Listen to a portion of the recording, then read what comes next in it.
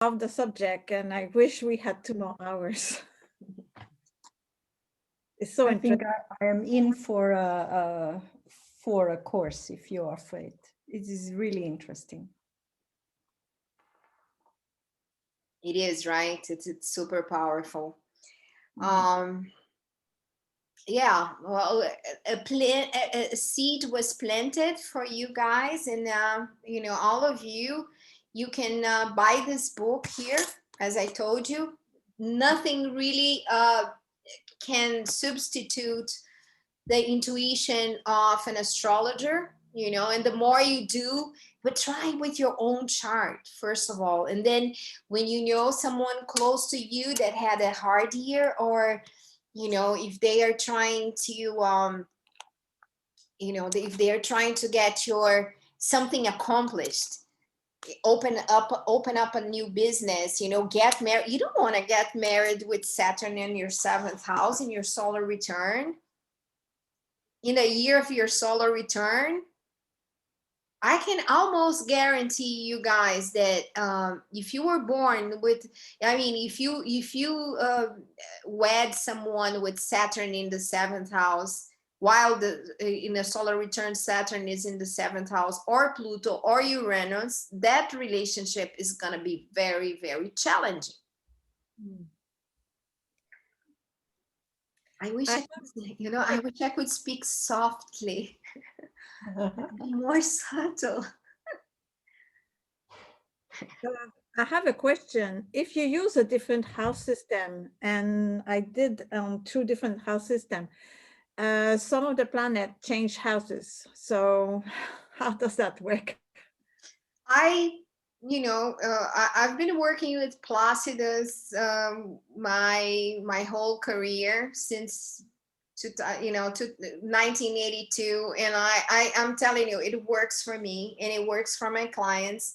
If you're working with you know, we have like a bunch of different house systems, and I especially don't like the equal houses, because I think that, you know, if I give you a geographical explanation why I don't like equal houses, it would take another class. Maybe I can schedule that to explain that. Like I said, you know, if I had to give you a class about anatomy, or, you know, as a psychologist about the brain function, it will take a lot more than 2 hours. So what I'm saying is that if I have to explain why the equal houses don't work, it will take another, at least another 45 minutes, you know.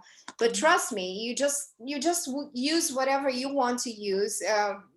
I know a lot of people that use equal houses, and if you use equal houses in my chart, you're gonna go way down south wrong interpreting who I am. I have tried Porphyry and Placidus and Porphyry. There's only one planet that moved to another house. So Yeah, do your inquiry. You know, I wouldn't be able to tell you. You know, from your experience, you might show me a bunch of charts that can you know, give substance to why certain houses work, but then I would need to have proof of that. You know, for some reason I've been working with Placidus all my life, and it works. okay. And I would have to give take another day to go through why that works. But mainly because we have latitude and longitude, and Placidus takes that into consideration. It takes the location of where you're born, you know, and the location where you're born, it has different lines. Lines that are closer to the poles are much, they're so different. They're so different. Some of them are like really small, some are really large, and that makes a difference. That makes a lot of difference. But we'll, you know, remind me. I will talk to Kai Pacha. Maybe we'll do another community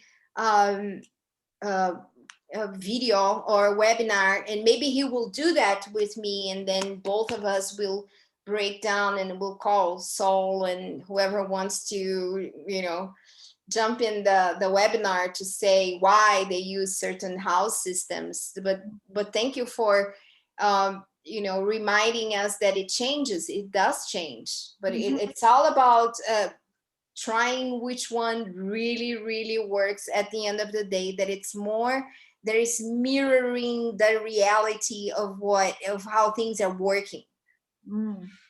Yeah, okay. Thank you. Monica, you want to show your chart? Well, I don't know if you still have time. We look at it for a minute. Yes, with pleasure. Let me try to share something. You would have to allow participants to share. You're the co-host now, you can share. So the first I share is, no, it's Madrid, is not the one. Sorry, I want to show you the other one. But show us the ones you don't like as well. Yeah. Well, show us the one you like and show us the one you don't like. I want to show you. Why are you making your choice? Make your point now. You have the floor. Yeah.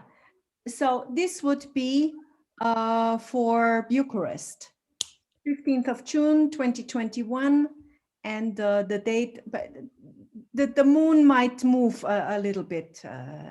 I'm not so sure. And you see, I have the sun in the 12th, everything here. Can you enlarge the screen so we see the whole chart? Because we are. You and I'm not sure. Put the arrow on the edges and then try to enlarge it. Yeah, a bit more. Or you could try your zoom. You can zoom out on that. Yeah, zoom out. Yeah, I have to zoom out. So I am looking especially about midheaven. Here. I would have Pluto in the 8th, and I have Pluto in the 12th anyway. So thank you very much in a way. And are you really okay? So you're trying to run away from the Pluto in the 8th house, is that correct? No.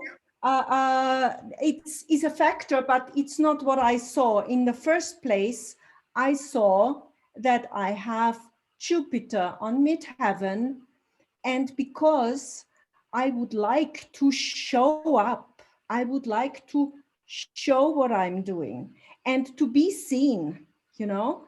And I think a Jupiter would help me much more in the 10th house for this, and the sun in the 1st instead of the 12th, and Lilith in the 1st instead of the 12th.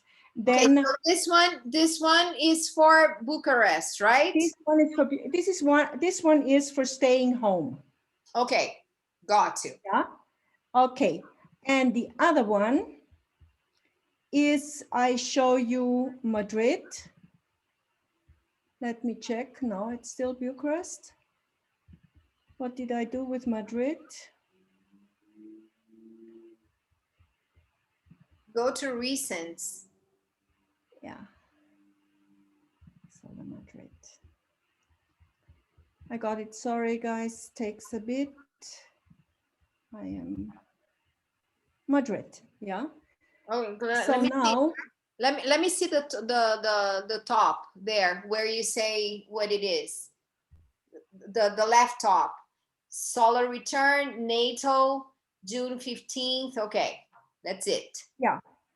So in Madrid, of course, it would be roughly an hour earlier in order to have the same sun. And then it would be Saturn and Jupiter in the 10th. I quite like the Pluto in the 9th. That's fine for me. I'm working on beliefs and on taking lessons and on doing lessons. And it gives me Gemini ascendant.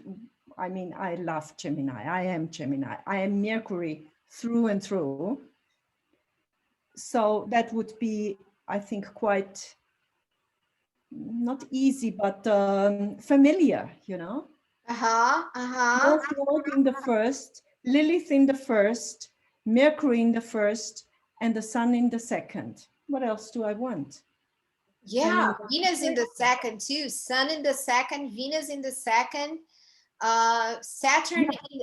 Let me give you an explanation about Saturn in solar returns of people that have been doing hard work on themselves. This is like really harvest time. You know, it's not good for someone who is not doing anything. Like I said, I think in the very beginning of this webinar, I spoke about that. When you have someone who has been doing a consistent work on themselves and their careers, when they come to Saturn in the second house, your responsibilities are crowned. You know, like you come as an authority, as an expert in a certain field, and plus add to that seeing that you have Jupiter in the 10th house as well. And Pluto in the 9th will also help you speak as, you know, with a whole philosophical depth. Yeah, and Mars in the 3rd house in Leo is really going to empower you to get your message out there. And let's see what you have in the 4th house. The moon in Leo in the 4th house. Yeah, you're the queen of your family. You know, is creating clean spaces, sacred spaces. This is in the 4th house. It's really beautiful, these two together. So these two together are beautiful wherever they are, I think. Yes. Yeah. Are you in a relationship with someone? Yes. Yeah. Yes. With a South Node in the 7th house, it might be a moment where you overgrow this person, because you have the North Node is together with Lilith, which is a lot. It has a lot to say about your personal powers, and then Mercury too in a wide. But they are all there in the 1st house. So, and then because you have the South Node in the 7th house, it could be that person needs to be called into an evolutionary process to come close to this burst of power that you're about to manifest, because the ruler of your 7th house is in the 10th. So it could be that he comes together with you, you know, that he's proud of you, that he's doing some work. Sure. That he's doing. I am sure of this. I'm sure of this. We have, how to say, he's developing and I am developing, and sometimes the one is a little bit faster than the other one, but that's okay. Yeah, and then can you scroll down? You have the ruler of your 7th house, which is Jupiter in the 10th house. So he's gonna do his share of growth too, you know. Like he's going to be interested into putting some more, like a bit more excitement in his career life, or, you know, into growing into new directions too, because the 10th house always invites someone to do a bit more on top of what they have already accomplished, you know. Of what is already. It's also interesting that it falls in that time when Jupiter visits Pisces for a few weeks. Yes, yes, it's a rehearsal, right? It's a rehearsal, because you already have that sensitive nature working on your behalf. Once you have Jupiter in the 10th house in Pisces, it's all about using your sensitive nature. And then what do you tell me about that Uranus in the 12th house? What is it that you think you're going to unlock with that 12th house Uranus? Well, I think I have unlocked in the last period, and I just get an idea of what else has to be unlocked, that is like buried firmly underground. I don't know, but I am excited about it. I'm looking forward to it. I think Uranus in the 12th would, in this context, help me much more than in the 11th, you know, because it is unlocking something from the past. And I am constantly working on unlocking things from the past, and some things are really difficult to grab. Mm-hmm. I'm working with my lungs. I have got quite a condition with lungs that is really the only thing I can understand is because I have to unlock something. And whenever I do therapy with it, it comes something that I feel is very, very, very old. Yes, especially because it comes from the 10th house. You know, this is another class too, but the 4th and the 10th house have a lot to do with our parental figures. So Yeah. it is likely that since Uranus rules your 10th house, yeah, your 10th house, and this 10th house. Yeah. Mm-hmm. and it's in the 12th house. It could be that a lot of things related to your relationship with your dad is going to manifest in a new way. Mm-hmm.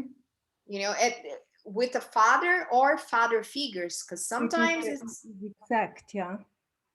You know, and then we all have to deal with this square of Saturn in square to Uranus somewhere this year in some houses. And of course it's gonna come, you have an exact square between Saturn at 13 degrees of Aquarius to Uranus 13 degrees of Taurus. I would say, like, be patient with you, because whatever it's about to unfold, it's the first stage of that flowering, that blossoming. I mean, you know, because the square is just like telling, Uranus is probably saying, oh, this is it. Wow, this is all going to happen in 1 year. Gemini rising, Uranus is in square to Saturn. But again, you know, it's calling you to be very patient about putting pieces together, working with your genius, which is the Aquarius in the 12th house. Whatever was kept in secret, in you know, inside of you, as a secret, it is now easier for you to speak out about that, and also to help people do that, because Saturn's coming from the 10th house. You're going to be much more skillful in helping your clients talk about hard things. Okay, that sounds good. Yeah. And you're going to be able to give them a fresh new perspective. Uranus, Gemini rising, Pluto in the 9th house. You're going to be much more philosophical. You know, you might start doing scroll up, or yeah. Mars in Leo in the 3rd house will give you the ability to maybe start doing webinars online.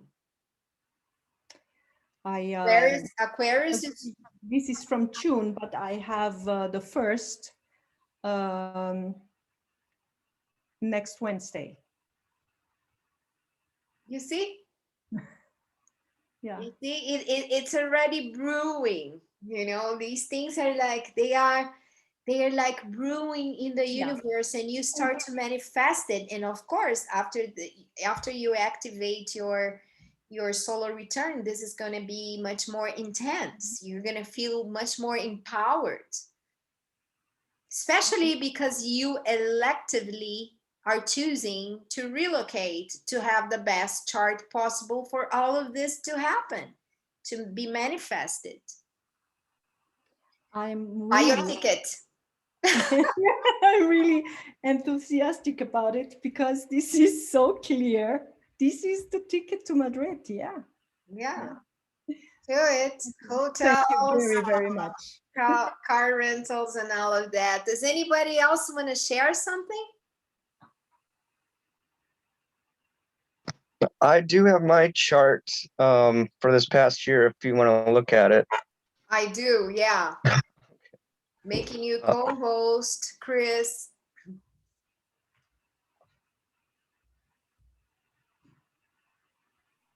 Okay. This one. So this is for this past year. This year. From my last birthday to I'm still within this birthday, I guess, of 2020 up to 2021. Okay. Okay, can you enlarge this image so that everybody can have a larger perspective of what you have in your solar return? Is that better? Nah. No. Zoom out. Okay. Okay, so based on everything we said, what is active for you? Taking into consideration houses, ascendant. Okay. Well, Sandra, I'm new to astrology, so things are fairly new to me. But gone through some major shifts in my life, especially romantically. Ended a big relationship that I had with kind of like a twin flame type destiny deal that lasted a couple years, and that just ended. I'm also a musician, and I'm not doing that because of COVID for the most part, but I'm very creative, and I'm still writing at least. And I kind of don't exactly know, kind of like in this middle area where I don't know what to do. But this is what's going on with me. And okay, so where do I see the end of this relationship? Did it end because of her? Was she the one that walked out? Yeah. Okay, so Chris has a square between Venus in Virgo, in a square to the moon in Gemini. Okay, are you guys following me? Yeah. The two archetypes that are related to females, to the female figure, are in a square. Venus at 4 degrees of Virgo is in a square to the moon at 6 degrees of Gemini.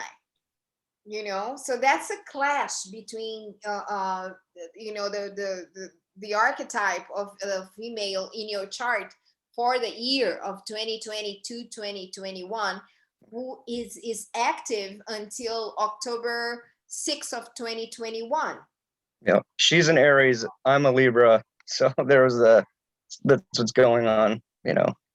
And then again, remember that I said I don't like when you put when in a solar return you end up having the south node in the first house, because the south node is always something that takes a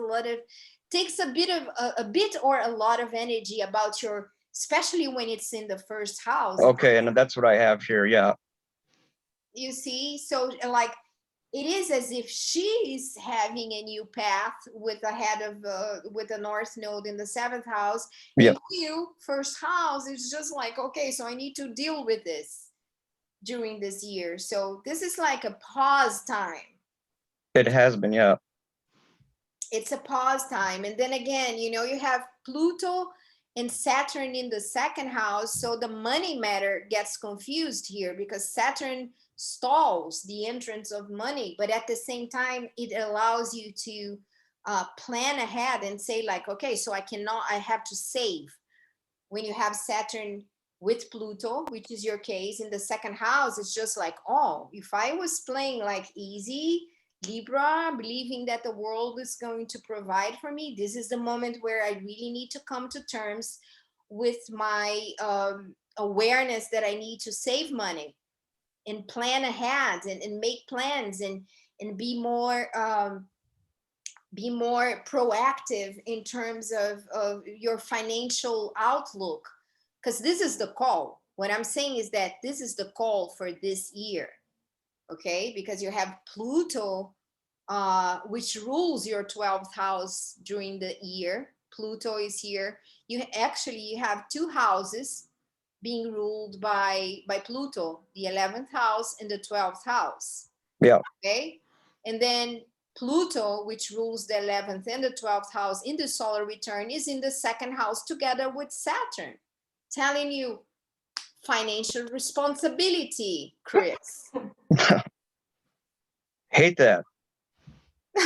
I bet. Libras don't like it.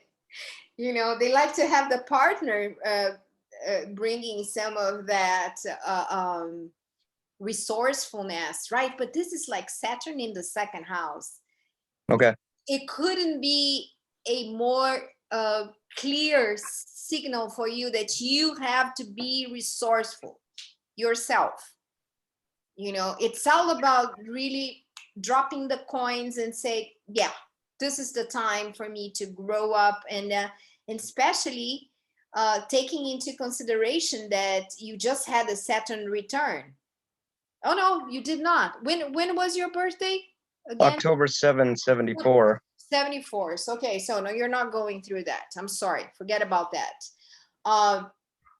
But you are having Saturn in the second house in the solar return. So it's all about dealing with the consequences of maybe not being resourceful, because Saturn is in a square to your Mars in Aries. So it's just like telling you, hey man, go get it.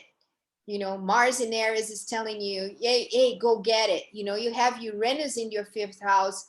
So if you can't really show up on a stage, you can write songs, or you can make songs on, maybe you're going to create gigs online, or maybe you're going to produce some soundtracks, playlists for corporations, for websites, you know, since we can't use, you know, if I want to have my website, where do I get my playlist? You know, if I put it someone else's music on my video on YouTube will say you can't use it. So maybe you have the opportunity of creating a bunch of different playlists and put it on Fiverr or any other platform that will allow you to be an entrepreneur yourself, you know, like a full range of different sounds that you can offer for people with their websites. You see that Kaipacha has the opening of his Pale reports, Right. that he has been using for years. I think somebody composed that for him. Yeah. And maybe you can, I would be a client myself, because the other day I was thinking about this and I said, where am I going to, I need a playlist for my, you know, for my website. And then a lot of other people were having the same question. How am I going to use, you know, I even started playing with a garage band to see if I could compose something, but this is not my main, this is not my core business. You know, I would like to have that outsourced. And so you should be taking advantage of that. Of course, you might just like be like, am I capable of doing that? What happens to your moon in your natal chart? Your moon. I think it's oh gosh. I think it's in geez. Okay, I'm gonna have to. Okay, don't go there. Don't go there yet. All right. We'll look at that. You have to know that by heart, okay? Right. It's a challenge now. You need to know all your planets by heart. Okay. Right, I know. Astrology, it is your duty to know all your planets by heart. You're totally right. I know. And when I'm part of these things, then I'm always scared that someone's going to ask something that I don't know. But oh, wait, listen, don't you mind? You know, I'm just telling you because we're so open here with each other. So I'm just telling you. Yeah.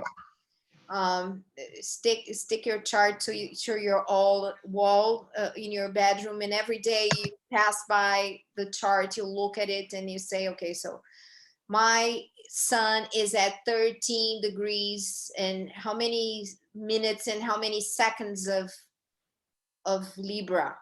Right, right. Okay, but listen, another very important thing here. You are going through an opposition of Uranus to your Mercury, to Mercury, not to your Mercury, to Mercury during this solar return. Look at this. And this is directly related to your relationships because you have Mercury ruling your 7th house. You thought you were going to marry this girl and be her husband for the or partner for the rest of your life until the moment you come across a solar return chart when Mercury, ruler of your 7th house, receives an opposition of Uranus coming from the 5th house. Actually, she was your girlfriend. 5th house is Yeah. You know, romance, girlfriends, and 7th house is like relationship. But it doesn't matter. You have Uranus in the 5th house creating turbulence with your sweetheart, with your, Yeah. and then in an opposition to your Mercury, ruler of your 7th house, which completely ends your expectation of having her as your long-term partner. It's heartbreaking. Yeah, has been. Sandra, could you tell me what I should be looking for with my moon after we're done with this then? I would look for that 10th house sun. I like that, you know, even though it's in between a T square, right? It's in a T square. Your whole year is like highlighted by these challenges of grieving the end of this relationship, you know, doing maybe honoring your own higher self because you have the sun in the 10th house. Don't keep going after her begging for anything. Focus where Saturn is. Focus in becoming resourceful. You know, you have Jupiter in the 1st house, so it's just about like really gaining clarity of where you're going to expand and how you're going to expand and how you're going to open your toolbox. The 2nd house is the toolbox. It's everything I can use to make more money, to be more resourceful, to become more self-sufficient. That's the 2nd house. And you know what? Aries are very much related to, they go get it no matter what. Even if they do it right, I have Venus in Aries and it's just like, you know, I go get it. If it doesn't work, it doesn't work. Yeah. I'll try something else or I'll start it again, the same thing. And for you, Libra is like, it's like, okay, do partnership, but don't pour yourself 100% into a relationship. I am like, when people say unconditional love, not a good thing. Okay. Well, why? Because unconditional love, you let somebody do whatever they want and you still there loving them. Is you don't really get the right conditions for the relationship to grow if you let them do whatever they need to do. Of course, if a relationship is so strong and so how can I say, connected, then whatever the other person do or did or does, you know, it's always something that will be rearranged. But let me give you another hint. The nodes, North Node and South Node, they are very much connected to relationships, especially karmic relationships. So look at your chart and her chart and see if by any means you have like Saturn in a square to the nodes between the two charts, you know, or maybe there is a moment that that in your own chart you have a square to your nodal axis. It's a time when a relationship that was running, you know, that seemed to be going somewhere, starts not to work anymore. Yeah. Well, you see, this is like the complexity of astrology. There's so much to talk about. There's so much to research that sometimes, you know, it just takes time. But for you, bottom line, with this chart, I tell you, work on your resourcefulness. Okay. Sun is in the 10th house. Saturn and Pluto are in the 2nd house. Uranus, the moon in Gemini is in the 6th house, telling you, hey, you know, try to find something creative. Keep trying to find something creative to do. And don't give don't put all your energy into the grieving of this relationship, even though it's a blueprint for this solar return, doing the grieving of the end of this relationship. Okay. I'm not telling you don't do this. I'm telling you, Right. do it, but at the same time, honor that sun in the 10th house. My moon is in my 8th house in my natal chart. But in which sign? It's in not Cancer, the one after that. Leo. Not the other way. What do you mean? Why don't you share your screen with us? Share your screen. I've got it on my phone, so it's in This chart that you are showing here, it comes from astro.com, right? right. So just go to My Astro, scroll up, My Astro, Yep. My Astro, okay. Then click on Chris. It didn't go anywhere. Oh, it did. You're second there. There we go. Mm-hmm. And then this one. Yeah. Okay, there it is. Okay, so your moon is in Gemini. Gemini, right. Mhm. I'm so sorry. Okay. You have the Scorpio rising. Yeah, so you're full of intensity. Yeah, thanks. Yeah, you're super intense, and then you have all those planets in Libra, and then you know Pluto is squaring your Uranus, right? Yeah. Pluto is squaring your Uranus. It's not even in the perfect degree yet, exact degree yet. Not perfect, exact degree yet. And Pluto is coming from it's all happening in your 3rd house. So it's all about creating a new mindset, studying a new skill, you know. Astrology. Definitely astrology. Definitely astrology. It can even become a career for you because you have that Uranus in the 12th house. You know, Uranus in the 12th house has a great potential to open, to make you super sensitive, to make you super intuitive, sensitive and intuitive. And then you have Mercury in Scorpio together with your ascendant. Again, this is not a chart interpretation, but just giving you a little glimpse. You can work with, you know, like as a detective. Yeah, I've felt that. I've felt that. I like doing a lot of research, and I'm very aware of my surroundings. You are, right? You are. Yeah. Yeah, and then not only that, but any planets in the 8th house make you, if you're not working with financials, if you're not working in a funeral home, if you can be working with therapy, you can be working with trying to get people out of their out of crisis, you know. So that's an ability of yours.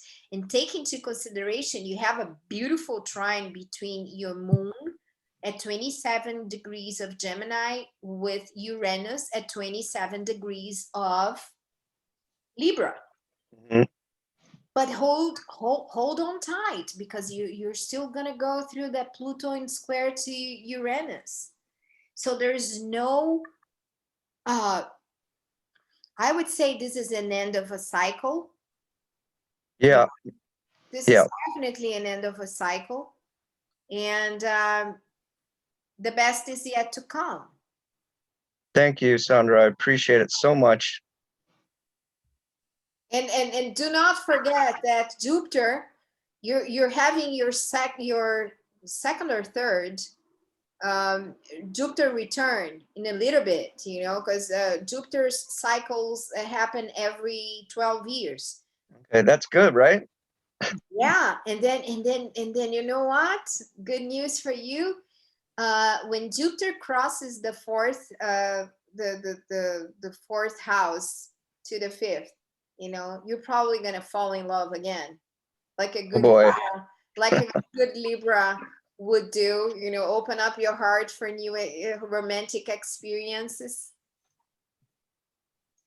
Okay, boys. Thank you, Sandra. You're welcome. You know what? I think we had a lot today, right? Yeah. Yeah. I think we had a lot today. Can you stop your sharing? Okay.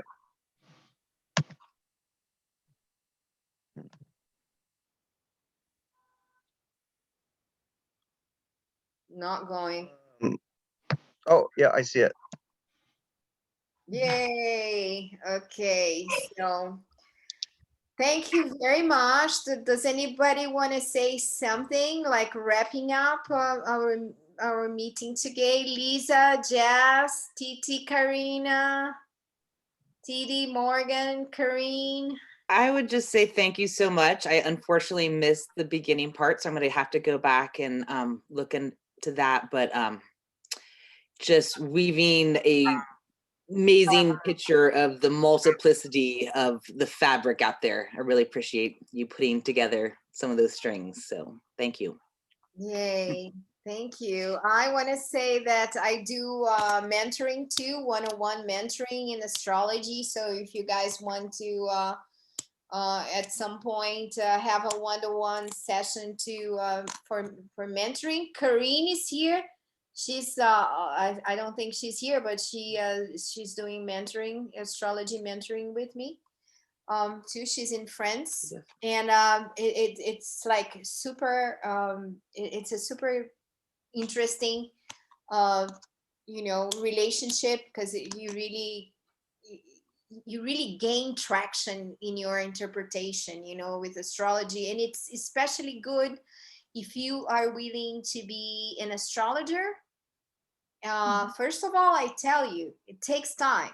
So, you know, if you say, oh, sometimes it is as hard as working to be a doctor and a physician. It is as complex as that. It takes time, it takes guts, and it takes a lot of responsibility. You don't want to go out there and start telling your clients a bunch of things if you're not grounded with everything that you were saying. Because you can really make it or break it for them. But as for solar return, you know, let's see what we can do. Maybe I want to do the lunar return too, because it's super interesting too. It goes month by month, and it's like super interesting. So, okay, thank you very much for being here on an Easter day. And I'm not Catholic, but for some reason, I do love the bunny thing, you know, with the rabbits and everything. The estros. Thank you. And I would love a conversation about the houses. That would be great. Yeah, definitely. Or I mean, the different systems, the publicity, the that you're working with. I'm going to talk to Kai Pach about that, and we'll try to get him on board. I'm sure he will take that into consideration. Thank you very much. Thank you. Papa.